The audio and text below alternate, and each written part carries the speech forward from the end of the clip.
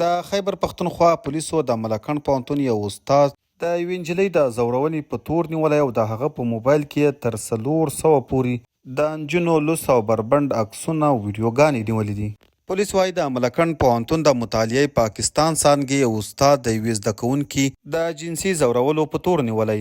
پولیسو په بیان کې ویلي دي چې هغه استاد یې د فبروري پر 14 په کوز دیر کې نیولی دی. پولیسو په دې لړ کې د زده کوونکو په شکایت ابتدایي تحقیقاتي ریپورټ FIR د فبروري پر 4 دایر کړی وو.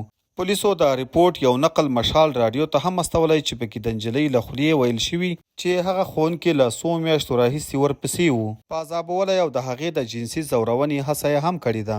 په ریپورټ کې راغلي چې هغه نجلۍ کورنۍ بل چاته ورکړي او استاد یې ورباندې د کوژدې د ماتولو لپاره فشار اچوو. په همدې حال کې ملکنډ پوهنتون هم د فبروري پر 14 په بیان کې ویلي دي چې د پیښې پلټنې یې پیل کړي دي او د دغه استاد دنده یې ځنډولې ده.